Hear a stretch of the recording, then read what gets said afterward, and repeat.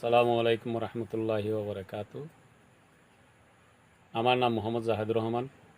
আমি কক্সবাজার পৌরসভা 1 নম্বর ওয়ার্ডের দক্ষিণ কুদিয়া কেন্দ্রীয় জামে মসজিদের খতিব। আজ 32 বছর।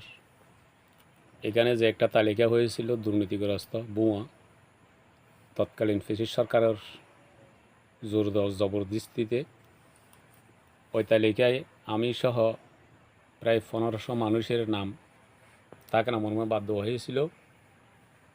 এই বিষয়ে আমি হাইকোর্ট সহ আমার যা দায়িত্ব ছিল, আমি এলাকার পক্ষ হয়ে বাতিল করার জন্য অনেক দরখাস্ত করেছি।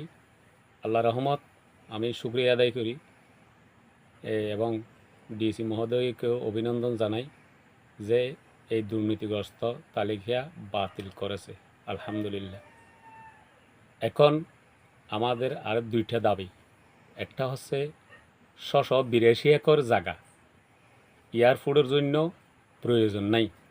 এটা যারা বিশেষজ্ঞ তাদের মতামত নিলে জানা যাবে। ওই 682 একর জায়গা না দিয়ে আমরা যতটুকু জানি 200 কত একর জায়গা তাদের প্রয়োজন, ওইটা দিলে হয়ে যাবে। বাকি 390 একর জায়গা এরা এখানে হোটেল মোটেল জুন বা উলঙ্গ বেহায়াপনা একটা আড্ডাহানা করতে চাচ্ছে, যেটা দেশের জন্য শুভ নয়।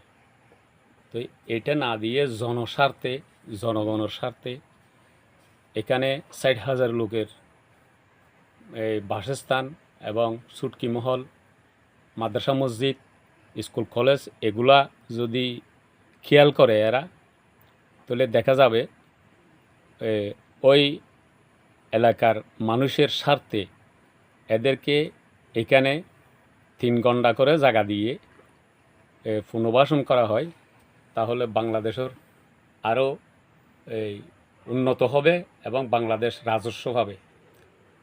এ বিষয়ে আমরা দলিলটা বাতিল চাই। 3 নম্বর, এখানে স্থায়ী বন্দোবস্তি চাই।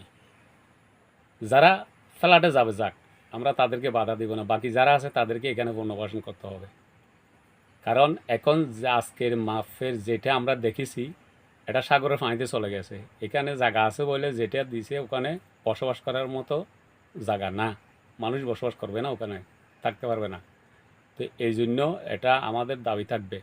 আর আমি আমার 1 নম্বর ওয়ার্ডবাসীকে বলবো, আপনারা দল মত নির্বিশেষ এখানে কোনো দল রাজনীতি না করে আমাদের প্রয়োজনে একটা দাবি নিয়ে, দলিল বাতিল চাই দাবি নিয়ে আমরা ঐক্যবদ্ধ থাকব।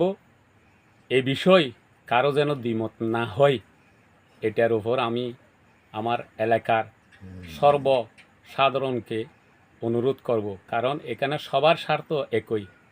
এখানে কারো স্বার্থ কারো এই সাথে দুশ্মনী করার কিছু নাই। সবাই জায়গা হবে। আমরা বাংলাদেশের নাগরিক। আমি আর বিশেষ কিছু বলতে চাই না। আমার এলাকাবাসীকে বলবো, আপনারা ধৈর্য ধরুন। আমরা প্রয়োজনে আইনগতভাবে যেটা যেটা করতে হয় আমাদের অধিকার আদায় করার জন্য আমরা সেটাই করবো ইনশাআল্লাহ। আসসালামু আলাইকুম রহমতুল্লাহ।